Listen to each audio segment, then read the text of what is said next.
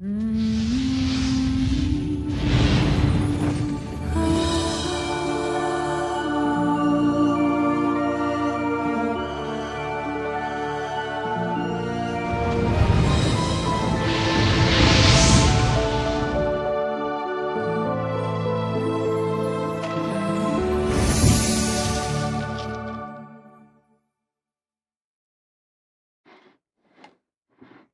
Cameramandy. Yes. I understand that our friend from Germany, Ben Simon, is in the chat. In the chat and gifting subs left and right. Ha, Sir Ben! Hello to you, my friend. Ms. Goo and I really want to come see you. We are trying to make a plan. It's been difficult because of the circumstances with my dear mother-in-law. However, she wants to go. Other people want to go, like me. So we're seeing what we could do. Awesome. I will keep it in the right now on the, what do they call it? The lowdown. You're not keeping it on. If you're announcing it on Goo Morning Zyathé, you're actively not keeping it on the lowdown. It is the opposite. So that's the high down or the high up? I would argue. Cameramandy, wait, just stop. Yes. What is with this outfit, Cameramandy? Oh, well, technically I'm on vacation. Oh, technically. Starting yesterday when I left the office. However. Tell us about this, Cameramandy. I'm going as wait, knows. Hold on a second. What? I want everyone in the chat. This is your opportunity to get a gift. And I don't know what it is, but we will pick from the winners. Everyone who can guess. I want you to put in hashtag. How do I do that? What are you in asking? The chat? If you put in where Mandy is going, you have a chance to win a gift. Fine. We will say this. It has to be the specific location. Yeah, okay. It must be the specific location. So it's going to be the word that you're all thinking plus either land or world. So, or Tokyo. Yes, that is on that is somewhere on the pipeline. Or France. So yes. Okay. Yeah. You have 1 minute. Put it in the chat while we talk about where Cameramandy's going. You can say where you're going. You just can say not exactly where you're going. Oh, obviously, it's Disney. I'm going to Disney. So everybody gets Disney. Now the question is world, land, Tokyo. It's not an international trip. I will say that. So they got a 50-50. Yeah, they got a 50-50 chance. So anyway. Put it in. You have 1 minute. We're down to 45 seconds. So Lawrence had asked yesterday. We had a freaking long newsletter. So I don't even know why he asked this. I'm glad it got cut. He was like, send me a picture of you and Adam and we'll put in a note about where you're going. And I just looked up, I'm like, stat blocks for Disney adults. And there was some funny stuff out there for stat blocks for Disney legendary actions, distract someone with an enamel pin. It was pretty funny. Yeah, there's a lot of options. Okay. We should post that in the den. All right, it's 10 seconds. I think it's 8. good. Okay, you're done. Okay, the answer is this time I'm going to Disneyland. So starting on Tuesday, I will be back the Monday after. Smoky Disneyland. I believe Lawrence will be running the stream next week. I think so. Lawrence and I are going to hang out. Yeah. Maybe we'll try to grab Iad or something. Yeah. But we have a great stream today, yes? Oh my God, we have such a busy stream that we don't even have time to talk about. We have Marvelous Todd. Yep. Right? And he's going to show us some more builds, which he always does in the Gooey Den. Todd, we love you. Appreciate you. We have we have the roll-off, right? For the Chet Minton Pillow 2, right? Is that correct? Yes. Well, we're not rolling it off. Like we already did a giveaway. This is the second one. So we'll do entries. Is Chet Minton Pillow 2. So this will be, and these, is Chet in the chat? Oh my God, I dropped the pillow. These entries will be accumulated with the previous entries. Yes, correct. That's right. So you'll have a chance. And if you entered before for the first pillow, you have all the chances to win the second pillow, plus additional chances that you might get as you go forward. See, in the world where we live, we just buy our audience. So Cameraman, you're going to show a little social media first and stuff like that? Yeah, first, everyone's watching me paste the link for this. You had the ultimate window and all of that stuff. I didn't bother changing it back. I thought this would be attention grabbing. Okay, I know everyone watching this has Darkenhaven and Gloomport. However, if you could do us a solid and just go follow this page, we had a really cool opportunity because of the fact that... Cameraman, you aren't showing yourself. Well, I don't know. People like your little mouse ears and your cute little shirt. I don't know where oh, here we go. Okay, fine. Here we are. Okay, so because of the fact that Dark and Haven is an Any Award winner for 2025, we got an opportunity to do a collab Kickstarter. I don't know exactly how it does it. It's not a Kickstarter. It's a backer. It's a backer kit yes. crowdfund. It's through Backer Kit, and it's with a bunch of other Any Award. The other Any Award winners. Yeah, and the hope is that it gets eyes on all these projects that were. That won Ennies. And so we threw this page together. Go slowly, Cameramendi. Poor people with their eyes, We threw this page together in like 2 days. It was quite a thing. This is Alphinius's headline that I got yelled at about yesterday because I had capped the... She wanted it to be like 6 words. Well, Get Dark and Haven in this crowdfund. That was not what I... It was pretty much that. No, you yelled at me about the caps. Oh, yes, because it was all initial capped. Yeah. Nobody wants to read a paragraph of initial caps. I mean, originally it wasn't a paragraph. So. All right, listen, friends. Kim, the marketing guy here. Let's talk. There are many readership studies out there that will tell you that reverse type, white on black, is one of the worst types to do anything in. The second worst is all caps. It's really hard to read things that are all caps, especially if they're in long strings of words. The third worst is initial caps. And why is this, Cameramendi? Because in our life, we read normally initial cap on the first of the sentence, and the rest of the sentence is normal. It is very reasonable, rational, and something that you need to know as a great communicator that you are. I don't disagree with you. However, when we started typing, I did not know it was going to be a paragraph. Hold on, friends. I just want to point out, we need to clip that clip right there where she said, "I don't disagree with you." Yes, this is a banner day. I found something really interesting that I'm going to be looking at. Apparently, like Restream. Like, here, let me show you something. We're going to just do a quick tangent. Okay, this isn't off the track this right is now. Off the track. Here we go. But I want to, I wonder where it showed me. Look over here. So, is it? Here, let me move this over. Cameramendi, nobody knows what you're doing right now. I know, because they can't see it. I'm trying to fix that. Hold on. While you're fixing it, I'm going to talk about, do you know how many people are starting to do unboxings and they're showing Look at this. Restream does a highlight. They do highlights with I just discovered this today. They do. So they take what they feel is the best parts of your show and do a little highlight. Who's they? Restream. Who's Restream? The people that stream our things to Facebook, YouTube, and Twitch. So it's the service. Yes. Very cool. I know. So I need to get this over. I know. So y'all might be seeing some shorts coming from us soon. Yeah, we're doing shorts. They're coming. Well, in fact, we got a bunch of other things that we're going to definitely do. Restream is doing shorts, and we're reposting them. Yeah, we're going to repost them. Okay. Anyways, let's go back to this because this is totally cool. Yes. So we get called by the folks at Backer Kit, and they say, we're going to do this. Well, we got an email. I also talked to Kerwin, well, there so was it was call part as well. of a call. Okay, goodness gracious. Semantics. I'm sorry. I'm wrong again, friends. Okay, here we go. Yes, all right. So we get this call, and they say, listen, we think Dark and Haven is magnificent. And I, of course, said, wait till you see the Gloomport. Mm-hmm. And they said, well, why don't we do this anything, be a part of it with the other any people, and we're going to do this.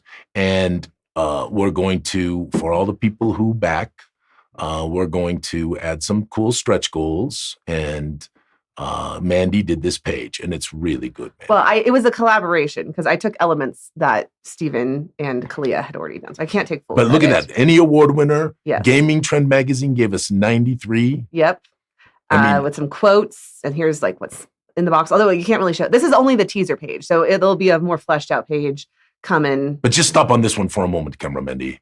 Because look at that marvelous little artwork there with the Fey medals. They are so cute. Aren't you glad that I did the bonus artworks for the Gloomport with the shadow puppets and the... Oh, yes. I mean, I also put that one on there. I didn't understand that they were bonus. Yes, yes. And of course, you took the old Gloomport Ma picture. This was done originally by Ferdinand, and the only thing I didn't like about it is it felt just a little too calm in there. Everything felt very static. And so Benjo added some waves and some additional small boats and some stuff like that, and it really came together nicely. Well, we'll have to get that updated when I get back from my trip. Okay. So, shop. So if you would. So it opens July 5th. Yes. If you go on there and please follow this project and please tell your friends and please share with people because this is something that came out of the blue that could actually really help us this year a lot. And the fun thing is the materials are already produced and Gloomport, where are we at? Like how close? We are so close. Okay. I am reviewing again this weekend. I think we will spend one last week with the final review next week, and then we're going to drop these digitals.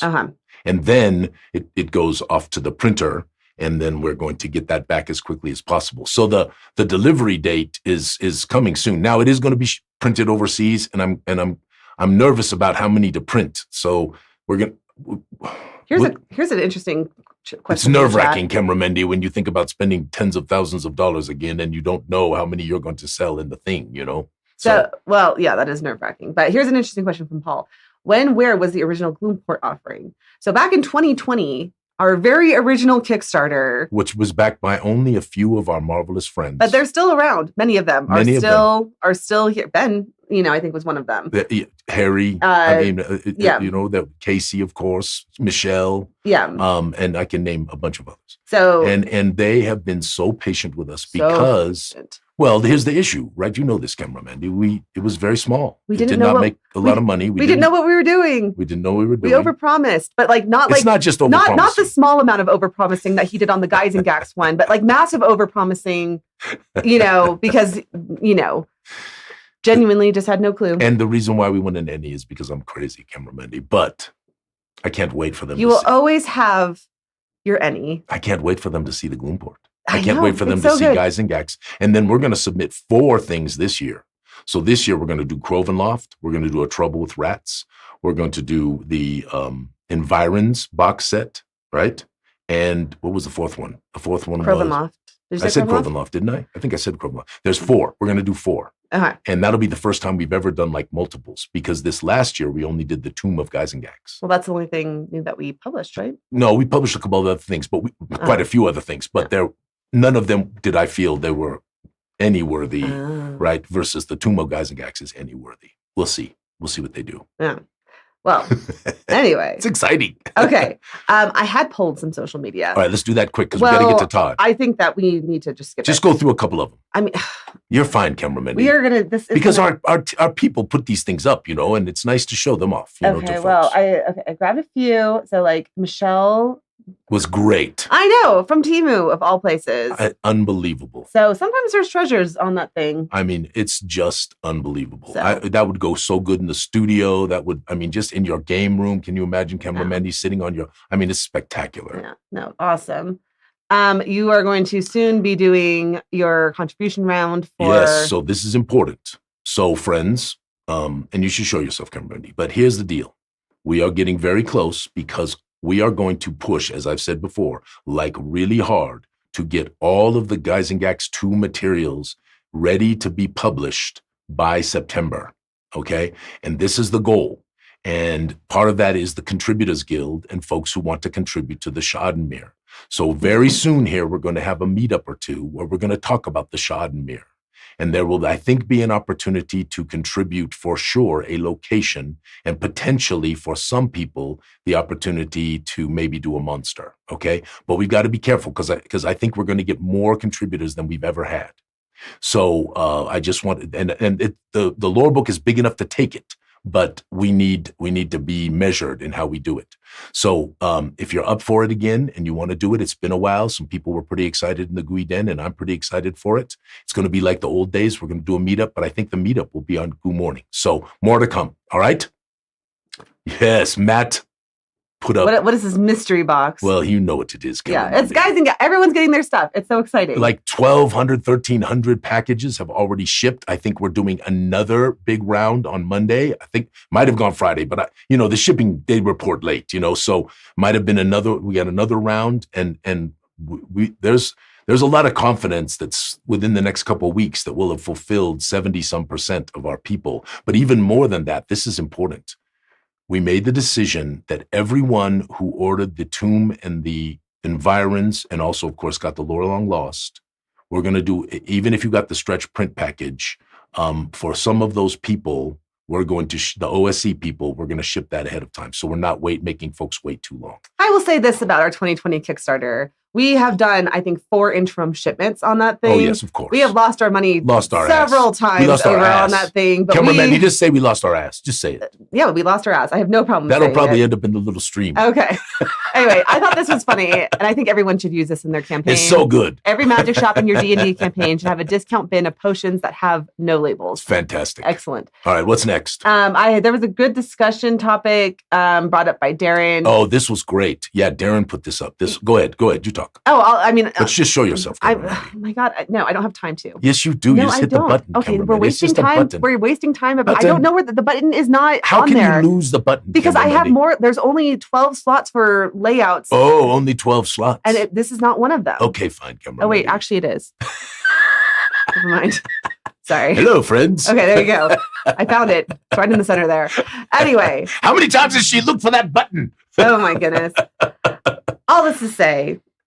This was great. Yeah. If you didn't get a chance to look at this, the unrealistic thing, the most unrealistic thing in our fantasy settings is how people bounce back. This guy is hilarious. Bounce back from being. Yeah, he was practicing shooting bows with his arrow, and he tweaked his shoulder doing that. And next morning he woke up and he did not have a long rest that was effective. Yeah, he still had hit points it was a good little video. But yeah, no, we used to do that in the old days. We'd have people. We'd roll after they woke up to see how many hit points they still had off to start the day. I think it's not a bad idea. Mm-hmm. I think that's kind of a fun way to amp up oh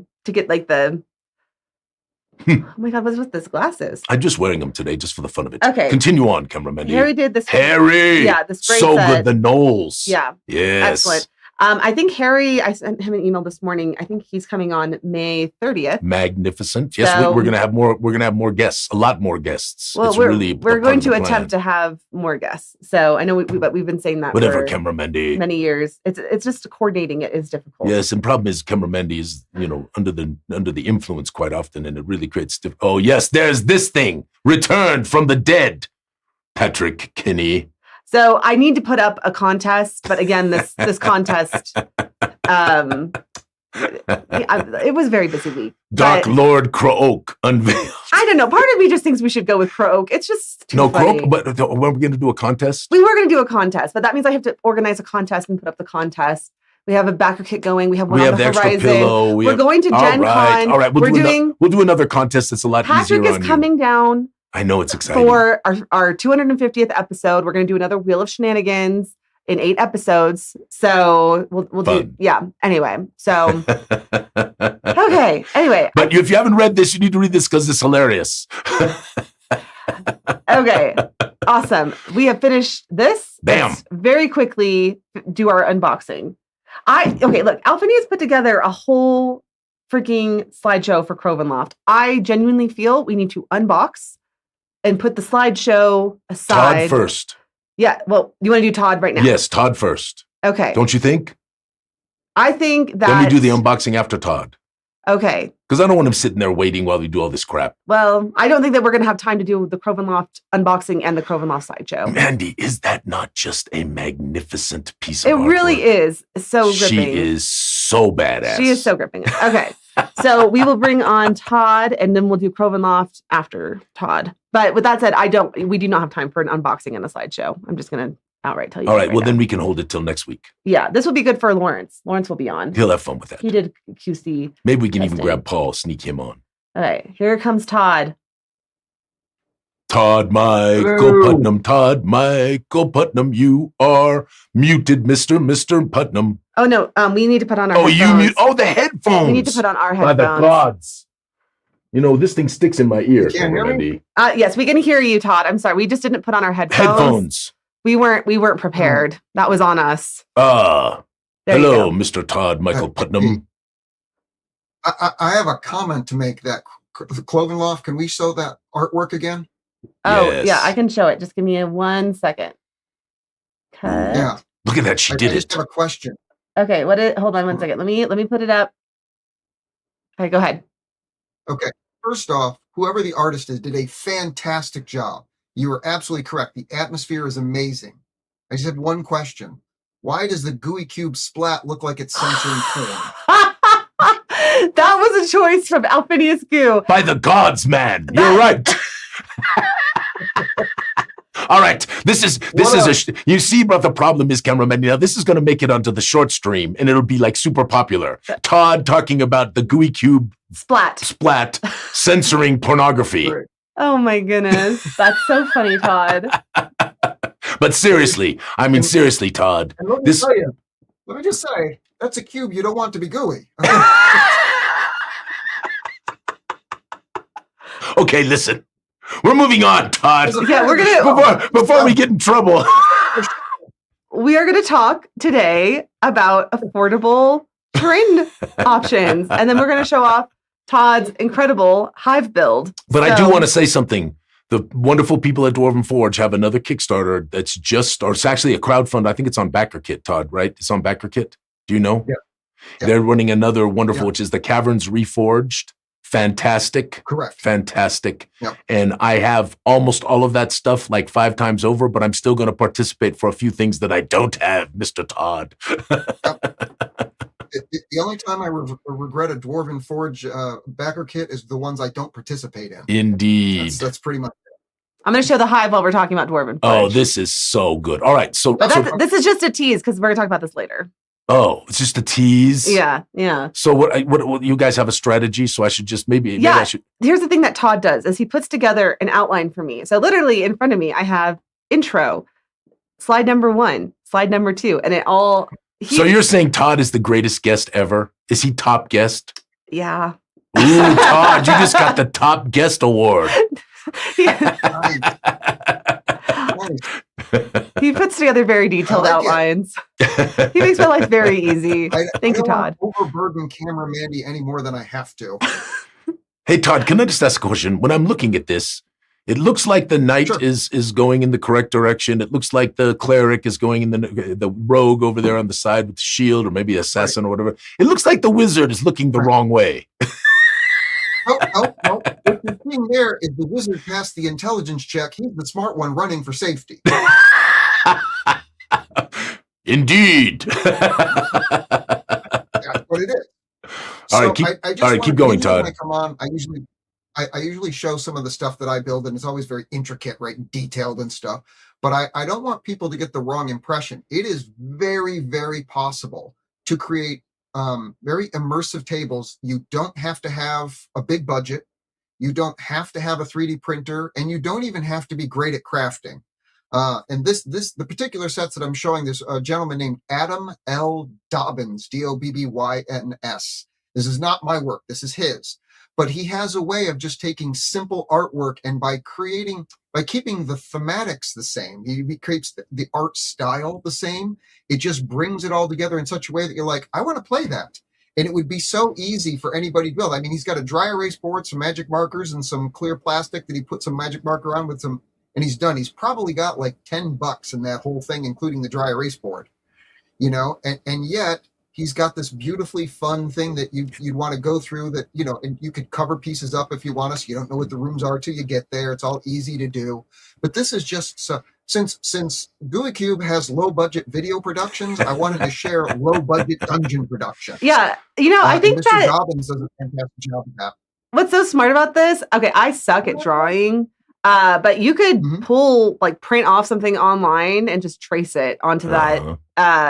What is that paper? No, that's not paper. That's a dry erase board. Yeah, no, look at that. But these are the little miniatures are drawn with dry erase onto some kind of clear, material. You're right. They are. So they're on some kind of a clear plastic. Yeah, like Correct. the kind you used to use. When you used to have projectors in school, they don't have those anymore. Well, when we were kids, there really were no walls. We used dominoes. Mm-hmm. We used painted dominoes. We painted we bought old sets of dominoes, painted them gray.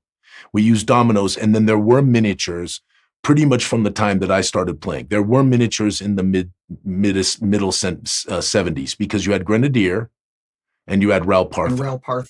Yes. Yeah. And those two were the premier, but there was a couple of others that I remember kind of came in around the same time. Do you remember Superior minifigs, Todd? Do you remember them? Those I don't remember. No, I'd like to look smart and say yes, but I can't lie to the camera. It's okay. I don't remember. Todd, it's the best way. Sometimes it's just best to not. Don't BS. Yeah. Agreed. Wait, cameraman D. That's what I do all the Okay, time. they're called Chet and other people in the chat. They're called acetate sheets. Is that right? Acetate sheets. So you take sheets of acetate, you cut them out, and you just draw on them. And Yeah. I have to say, we also use the battle mats, Todd. You know, the Chessex battle mats, and we'd use the dry erase on the battle mats, so we actually had the grids, right? I don't care about grids anymore, much to Andy's chagrin. But Andy's in the chat. hi, Andy.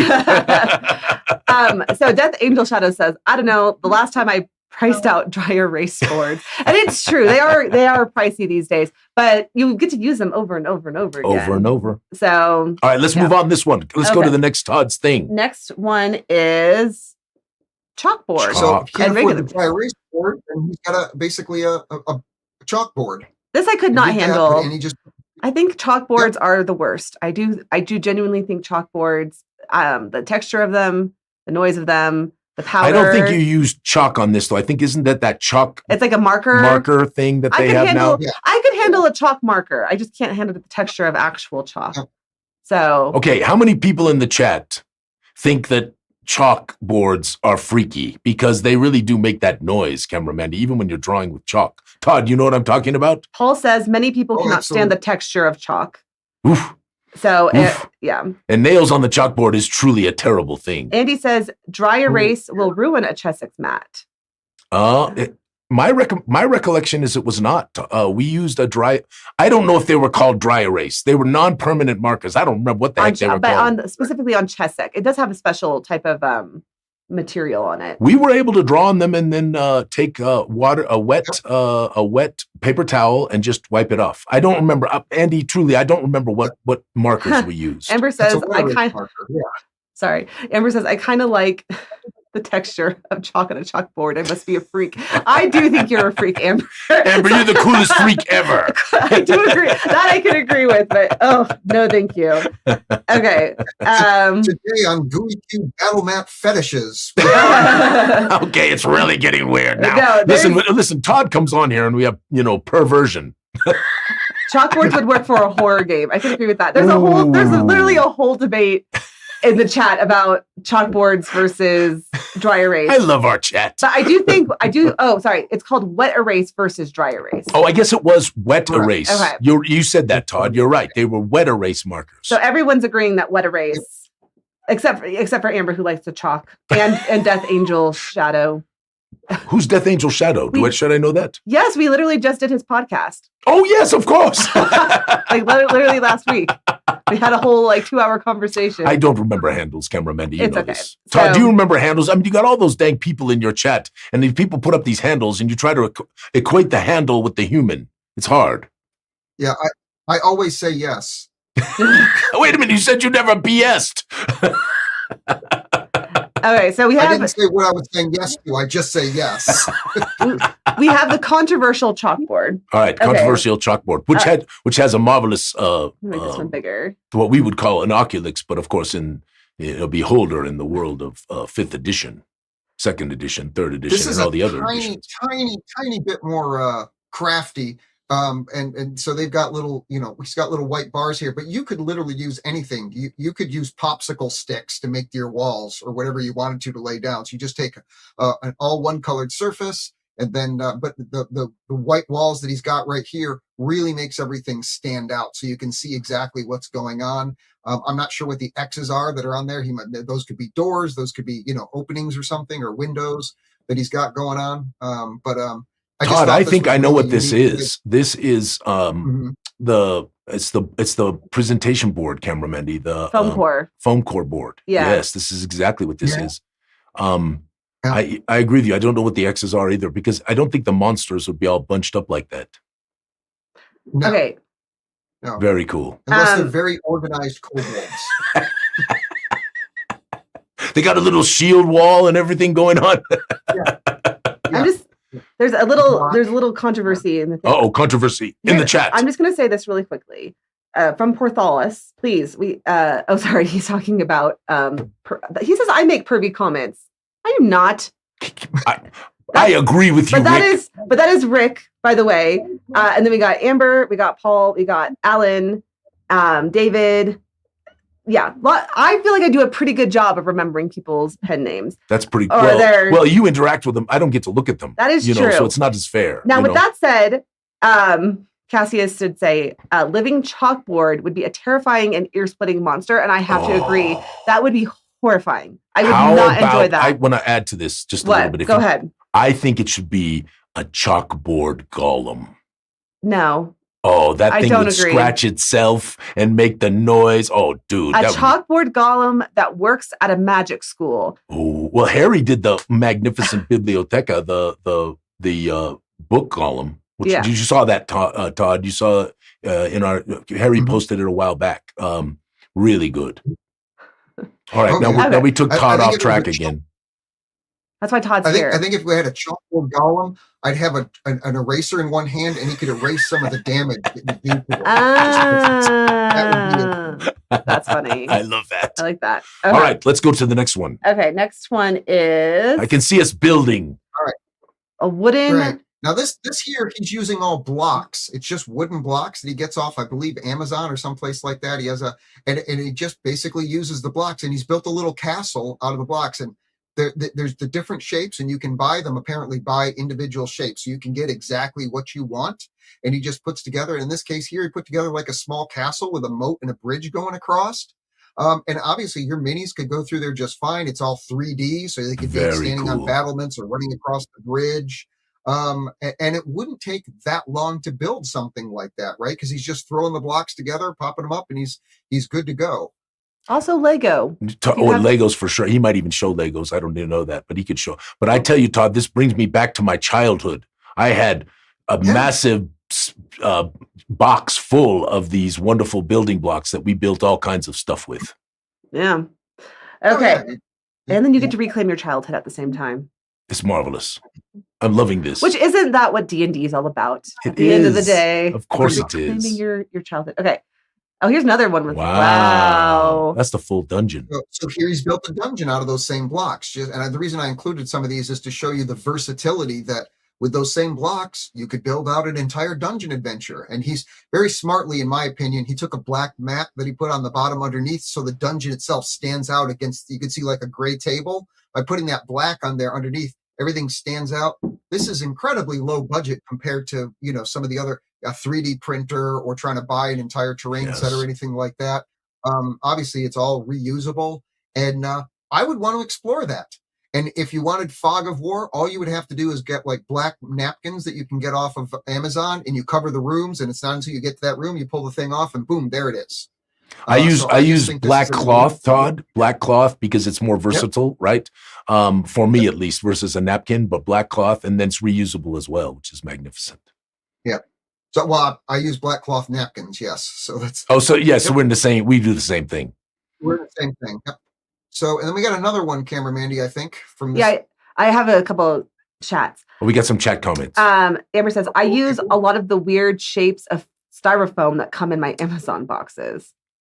Yeah. That's smart. That'll work in the too. past for Warhammer 40K, Todd, because I played it for quite a while and I wanted cool buildings, we would take some of those styrofoam stuffers, which had all those interesting shapes, put some antennas on top of them, put some gun turrets on top of them, and painted gray, put a little wash over the top, and you had a magnificent building. Absolutely.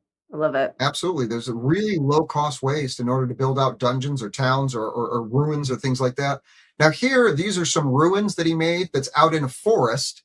And literally all he did, he's got the same blocks for the trunks of the trees, and then he just has some green paper crumpled up, and then he just smart. I was seeing that is great. I love the idea of the crumpled green paper. This is creative, Todd. This is what I love about this. Adam L. Dobbins, we salute you, sir, and your creativity. Absolutely amazing. Oh, that's hilarious. So, and normally people look and they say, oh man, look at all these, expensive or time consuming. And it doesn't have to be. I would play the hell out of a table like that. I would love to show up. And if somebody had that set up for their table, I would look forward to having a fantastic session. I'm positive of that. Oh, that's great. All right. This is really fun. All right. Well, now from the low budget, any last thoughts on the low budget stuff? We're going to kick to the higher budget. Oh, we're going to go to the crazy budget. All right, we're gonna go ahead and move We're going to go to to. the Todd has issues portion of the show. Todd and Alphinius both have issues. Alphinius just got back all of his Dwarven Forge from. We had them in the Nice. storage unit, and we need to clear out the storage unit so we can put all the Geisengak stuff in there. And I heard a rumor that Miss Goo was not so excited when the 40 boxes of Dwarven Forge arrived back at her home. Wasn't good. Had a little rough evening with old Ms. Goo. My foot has fallen asleep. Your foot has fallen asleep. Mandy is standing up, shaking her leg right now. Sorry. We can talk about the All right, hive. but zoom in on this so it's bigger, even though we won't see Todd and me as well. Okay. That's because that gives everybody a really good shot. Okay, Todd, go. This is magnificent. So I want to do something a little bit different. Find a like a biome that I hadn't done before. So I decided I want to do like a giant insect biome. I've got in my own world that I create, I've got a race of beings that I call the Scorpei. And they're basically like, are you familiar with like the Borg from Star Trek? Oh, Yes. absolutely. So these insects are like that. Well, they'll drag some of their victims back to the hive and inject them with their mutant stuff, and they'll create new versions of their insect race that have different powers. They might have psychic powers or poison powers or whatever it is, or some of them are spell casting, some of them have extra armor to them, or some of them get like berserker-like abilities, so that you're never really sure what you're coming up against. You can always throw new versions of these monsters at them. Dwarven Forge, if you look throughout here, I've got their caverns, their Underdoom caverns is what the basis of Yes. most of this is. And then I've got a little Egyptian set made by somebody else. Can't think of their name off the top of my head. It'll get there. But that just falls one piece. And then the rest of it is 3D prints. The tunnels are called worm tunnels, WYRM. Can I go to the next slide? On Etsy. Does the next slide Sure, have sure. them? Let's see here. Wow. This here has now there's a set called the Hive and the Hive 2. HIVE, Hive 1, Hive 2. That's Mhm. what these are right here. And is that obviously from they show that's up on from paper. Worm, or is that from Worm, or is that from someone else? No, it's a different 3D printer. And I just went on site, just go onto Etsy and do a search for Hive or Hive 2, and you'll come up with different people that can 3D print these. The bottom underneath, the goo underneath there is from Dwarven Forge. That's their terrain tray for like acid or whatever it is. Yes. I decided, because green is kind of icky and it's always like avoided, I decided to make the green areas the places that you walk on. It has like this sticky, tacky feel to it that gives you the feeling that's what you got. But that lets you know that's the area where you tread along. And of course, then I had the top areas painted that same way. You can see like the web fluid stuff across the top, second areas and stuff. And you can see there's 3D areas that, for walking up on. This particular section of the hive is like wasps. You can see these wasps that are floating around. Yes. And then you see that little gold thing that's sitting there? Yes, The right in the center. Right in the center, that what they would do is from their victims, they would put all the treasure and stuff in there, and then they would put their gooey stuff on top of it. And so to keep it safe and to attract basically new victims or prey into the area. But the advantage is their mutinous powers that they have actually would turn some of the regular weapons and armor that are in there into specific magical type weapons and armor. Wow. So it was right. So like you might have an armor that gives you a plus against poison, or a armor that you could fly for 3 rounds a day or something like that, because the very nature of what they are is they mutate whatever it is that exists. So there's a reason beyond just the gold coins that are there. The stuff that might have been normal is now probably got some magical powers to it. It's very cool. So that was Now a reason to kind of go I have to tell you, all the halflings and softlings walking through here are not going to like this at all. They're huge bare feet. Okay, I have some questions. All right, questions, Todd. I'm curious what's FDM and what's resin. I don't know what FDM is. So there's two. I myself am not actually a 3D printer. I've never owned one. I've always bought mine 3D printed already off there, because in order to really run a printer, you kind of have to have a separate room for it, because there's some fumes and stuff going on. You got some ventilation. And I just never had the room for that because I have storage issues. Sorry. So I just didn't have the room for the printer. I know FDM and the other type, there's 2 different types. I got to be honest with you. I can explain. Paul says fused deposition modeling. Basically, FDM uses these pre-made sticks, and it is a more efficient and less costly method of printing things, but it is not often good for finer details. So if you want a lot of fine detail, you have to use more of the resins. And then even within the resins, there are various resins that give details. And by the way, just so everybody knows, with virtually every miniature that you look at on something like My Mini Factory, who we love, by the way, we love those guys. My Mini Factory, the image that you see is very difficult to have it ultimately become the final print. It will not be that detailed. So most people who print understand this, but it's good to know that, you know, if you see the image, the artistic image, it is typically not quite, and Harry could probably speak to this as well. Yeah, he'll be on in But yeah, we can talk to it when we get there. But anyway, that's the basic difference. Resin's a little more detailed, a little more expensive, can be a lot more expensive, and FDM is less expensive and better for large things that don't have a lot of detail. Go ahead, Todd. Oh, Sure. I a will few say more that when I chat. bought these pre-printed, they came very detailed. These look really nice. Like the quality has gone up over the years Oh, from yes. 3D printed stuff that I get online. So No that's it. You question, wanna try getting the other better side? and better. Good Oh, King yeah, without a Analbi. Dungeon Blocks available. Dungeon Blocks, that's like the title, available on My Mini Factory, has cool terrain options that don't have to be clipped together. I will say, I think things are able to be more detailed when they are larger Yes. printed. And And so, we like don't- set pieces. Actually, one of the things that I admire about Dwarven Forge is that early on, they stopped the clip together thing. Remember that, Todd? Originally, they had the little bow ties and all of that stuff. And it really, the things, if the things are heavy enough, right, which Dwarven Forge is, even with the resin, if things are heavy enough, they tend to not move around very much. If you have very light Correct. 3D printed stuff, then it can be a little bit of a problem with movement. All right, keep going, sir. This is magnificent. Wait, I have, sorry. one Camera more. Mandy just dropped her, her legs Yeah. asleep. She's dropping things. It's not good. Whatever. This Todd, is- you know. Okay, this is why I don't like to be on camera. Anyway, but Paul, I do not know what this means. He just highlighted this comment. The Path of Osiris, Egyptian dungeon game tiles from Loon's Dargan Yes. Workshop. Question mark. Loon's Dargan Workshop, that's the name of the company that produces the Egyptian tiles. Uh-huh. And they're fantastic. I love them. They do a great job. They also have an Aztec tile set, which is really great as well. So, but just to be clear, they're not quite as sturdy as Dwarven Forge. You want to be more careful with them. They're made out of, I believe, some kind of a sandstone, I think is what he said. Yes. And they can survive a drop, but like you probably don't want to drop it on tile floor too many times, because I've had several of them get dropped. One of them didn't make it. A few of them did.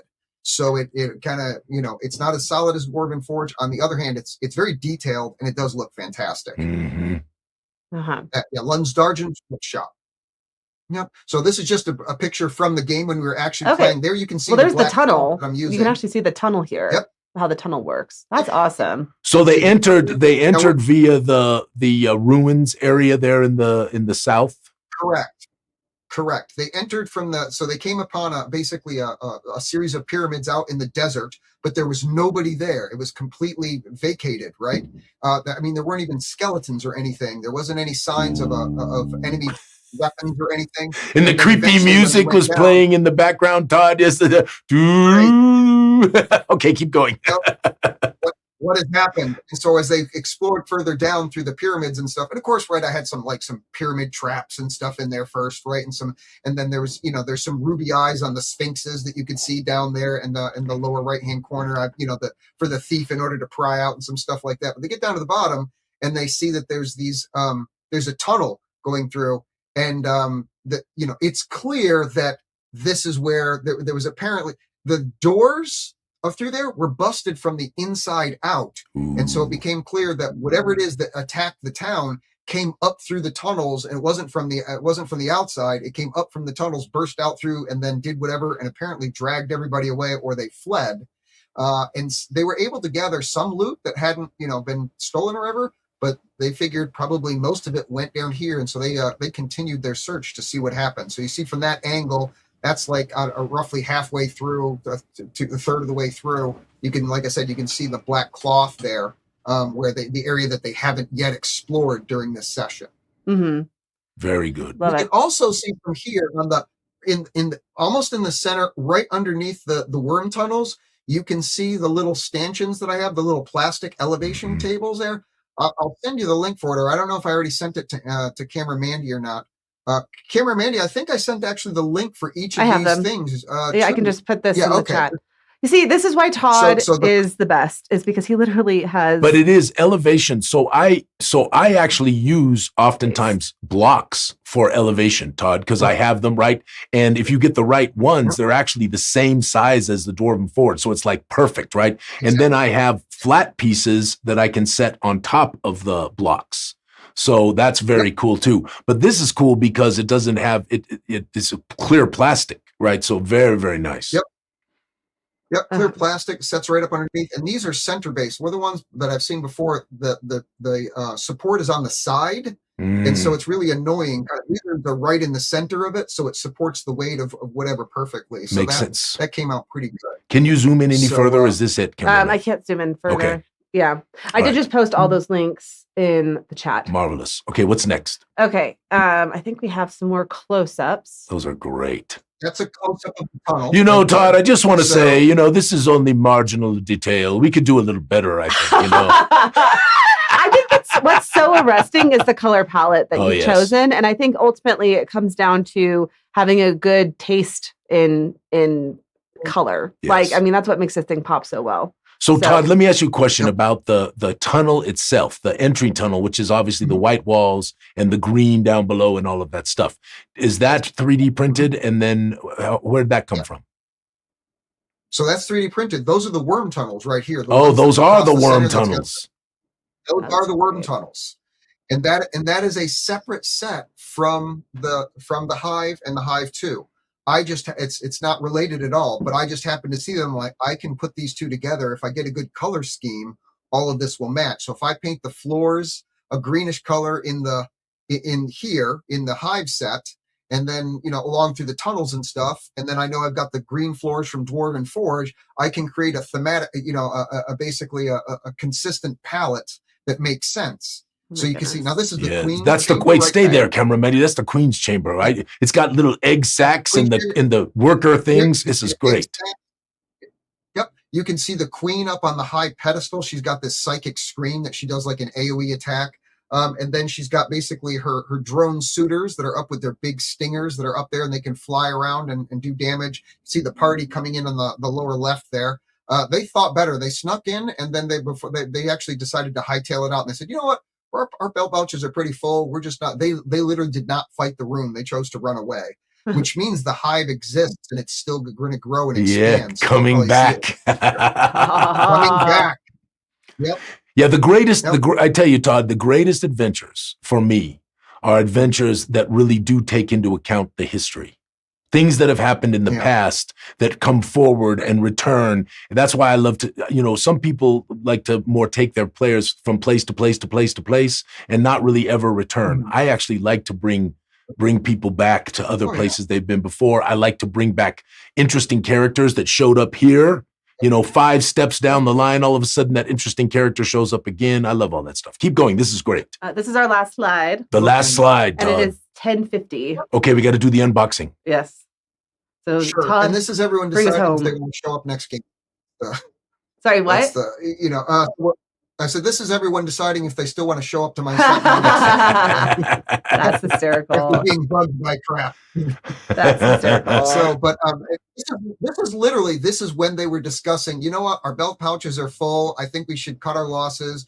If we die here, then no one can stop this because they'll have a chance to grow. So let's go back to town. Let everybody know what we found. And cash in our wealth that we got. But they had a good 20-minute discussion. It was great just watching it because they were so involved in, what kind of other magical treasures would be here, because probably the best stuff is going to be here. And the thief was like, well, maybe we could kill the queen with some sneak attack first. And everybody, it was a big, long 20-minute discussion that I literally had to do nothing as the game master because they were completely invested in the adventure because they had so many different experiences with different types of monsters along the way. They weren't 100% sure what they were going to show up next, and but they eventually decided, nope, we're gonna head out and we'll come back later. So I get to use stuff again in the future that hasn't been revealed to them yet. A wise choice, I think. On their part, yes. So, so do we want to keep old Todd around for the unboxing, or let him go so we can go have a nice Saturday? Well, let's let Todd go because that'll. Well, it will overcomplicate the stream just a hair, Todd. So Kim did promise apoplexy. Kim? Alphinius did promise Cameramandy Apoplexy. Apoplexy. I did. I said there would be Cameramandy apoplexy. I guarantee you nothing I do adds a hair of complexity. I guarantee that, of all things. I appreciate you, Todd. We have to give Todd the top guest award. Okay, I'll figure out how to do it. Todd, are you coming to Gen Con? Let's first off, I can't. No, not this year. I work in supervisor of elections, and he literally just quit 2 months ago. Oh. So we don't have somebody in charge, and the person who's next in charge is due to retire in a month. And so I'm basically doing the supervisor of election duties, the chief deputy administrator duties, and the director of IT duties. So my plate is a little full this year. I feel like you should get a little bonus. I agree. Todd, I am grateful that you have your amazing Facebook group, #plug, what is it? Amazing Adventure Tables? Creative. Thank you. I can't believe I didn't know that off the top of my head. I do know it, by the way, just not under pressure. Creative Adventure Tables. If you are not already a member of this group, you have got to co-join. And Todd, thank you as always for coming on and being the top guest and putting together an outline and making it easy for me to send links. Like, man, God bless you. So, yes. Todd, my friend, magnificent. Thank you as always. I always appreciate the time and your wonderful skill and your creativity. It's magnificent. Yes. Yeah. We will hopefully see you very soon. You've got the most great community. Next time we see you in person, we'll give you the top guest award. I appreciate that. That gives me 2 years to figure out what that is. So, all right. Much love, Todd. We'll talk to you. I'm sure you'll be on again in another few months. So we'll talk to you soon. Bye, Toddy. Sounds good. Thanks. Bye. Okay. All right. You are up. You can take out your earplug. Oh, yes, I can. Stuck in there last time, cameraman. Okay, it didn't really. I'm lying. All right, there we go. The plug is back. Cameraman. Yes. This is the big box. Not the big box. This is the big box. We have the regular box, we have the big box, and then we have the big box. Okay, so the regular box is 1 inch. The big box is this 2 inches? Is 2 inch. This is the 2 inch? Yes. Or is this the 1 inch? Now, this is the 2 inch. Here's the thing, is that we have a very big box, which is 3 inches. 3.5, I think it is actually. Maybe now, but before it was 3 inches. And it didn't fit something. Yeah, but I don't think we're supposed to reveal what the very big box is because I think Lawrence is doing a whole Facebook thing with that. Yeah, so we had a whole thing going on. So anyway. All of you pretend to be surprised. Yes. So obviously we transitioned to the new thing, cameraman, right? So first of all, it's always the slipcover now, right? Because, and Lawrence was right in this. He said, people love the boxes if you give them a good box. And we are giving everyone, where can I put this? I'm going to put this over here. That's where I'm going to put that. That'll stand. So, of course, it has this magnificent Gooey Cube box with the gloss Gooey Cube and all of that stuff. And it is huge, right? Which is, it's some of my responsibility because it is huge. But we did promise 3 sort of chapters in the crowdfund, right? Well, you had the Ghost Stone, which is its own little adventure. Yes. Like a prequel. Yes. And then you promised the stretch goals made it to 3. Did not make it to 4. So it could have made it to 4. Yeah. I don't know what we would. So anyway, so that is the truth. So of course, in all of our stuff, you have all of the cool accoutrements. Randy says we like big boxes. We cannot lie. I thought it was funny. Shh. Character portraits. Of course, one of them being one of my favorites, who is Stratsanava. So there are the character portraits in here. And there are other character portraits in here. Okay. And should I open them, cameraman, or just... We have 5 minutes. So all right, I'll go this. I should open it. I'll open at least one of them. Okay, sounds good. So let me open up this one. So this is the character portrait. So we'll talk about these when we do the slideshow. While you open it up, #Chet will get you an entry for the pillow. For Chet's pillow, which is behind my Fandango right now, cameraman. It will not be that pillow. It will be a new pillow. Okay, it won't be the one the one that's behind my Fandango right now. All right. So as always, my friends, we love our character portraits. We think they add so much to immersion. There is Noreen, the little street urchin. Oh, cute. Yes. Here is Rolf Zondvich. Nice. The proprietor of the Grey Hawk Inn in Ethholm. He's got an in a lot. He's in a lot. I Oh feel yeah, like. because the Greyhawk Yeah. Inn has again, they come back, right? Here is Dan the Didactic. Of course, that is the magnificent Professor Dungeon Master who chose to give his personality to our place. And Dan is an interesting character in this, and there's a whole things, and there are more, right? Of course, one of my favorite images of all time, Cameramandy, right, is this Stratanava portrait. So there's a lot in here. So I'm not going to show every one of them. That's good enough for right now, but there is more to come, and we will take these and put them to the side. Of course, in all of our adventures, you get some magnificent Gooey rewards. Nice. You, of course, get a number. Oh, there's more Gooey rewards. I'm not sure why they ended up in 2 packs. Doesn't make sense to me. But Maybe because there's so many of them. well, there are a lot of these, but there's a ton of special item cards. Maybe they fit a certain way. Don't ask me. Lawrence knows all this stuff. Yes. All I know is it's packaged beautifully. Production values are fantastic. Of course, there's always these things in there, so you can find out stuff. And then right on the top is the prequel adventure, The Ghost Stone. Now, does the Ghost Stone come with its own portraits, or? Yeah. That's what it is. That's why they're split up into 2 different packages, because you get the Ghost Stone portraits, and then that's exactly what's going on. Uh-huh. So that makes sense. You'll get a little bit of read this first from yours truly. Okay, and then what am I? That's a loud read. Long read. This very first. cool. There's a lot of things to talk about. Mhm. Okay, and then as our production people do, they do a good job of putting these kinds of things in place because the spiral binds can ruin things, and we don't want them to do that. And there is the Crovenloft adventure book. Okay, which is wonderful. It's got a film lamb on top of it to help it be more durable. Oh, actually, this is this is it. This is the adventure book. And there, you can see it's quite substantial, Cameramendi. Mm-hmm. All right. And then we have, of course, the magnificent GM reference guide, which is right here, if I can get a hold of it. There we go. Which has all of the stats and the rumors and the lore and all of the crazy stuff. And what, when we do the slideshow, we need to bring on Paul. But there's the biblioteca right there, right? Mm. So when we do the slideshow, to kind of talk now about Crovenloft, we did a preamble a long time ago. There's Itchy and Mother. Really good. Hold it up straight. Oh, yes. Sorry. I should do that. But I need to do a better job. There we go. Nice. So because of the hedge maze and all of that stuff. So anyway, so you got this. And then, of course, Cameramandy, our marvelous friends, we have battle maps right in here. What happens if you take out Stitchy in the pre-adventure? There's an explanation for that. There's a regenerative. Oh yeah, we have all kinds of, we do these strategies, Cameramandy. We want to never back a game master into a corner. But look at these maps, Cameramandy. I'm telling you, our production values are ridiculous. Look at that, Cameramandy. There's the front end of the estate. Nice. So when you come to the estate, you can come in this way, right? And here, of course, is the back side of the estate, which is right there. Very nice. Isn't that beautiful, Cameramandy? So beautiful. Yes. And then I will move past the maps. Oh, I'll just show one map. Maybe I'll show one more map here. My God, there's so many maps. Because you've got the stables. You've got all of the various rooms of the mansion.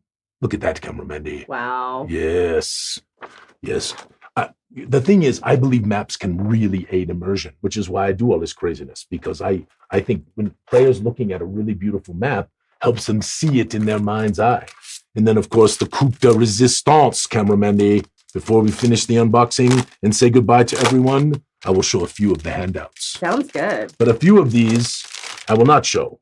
And then for the slide presentation, we'll reprise some of these. But look at how many there are, Cameramandy. Wow. It's impressive. So basically, you get 2 adventures on the same estate.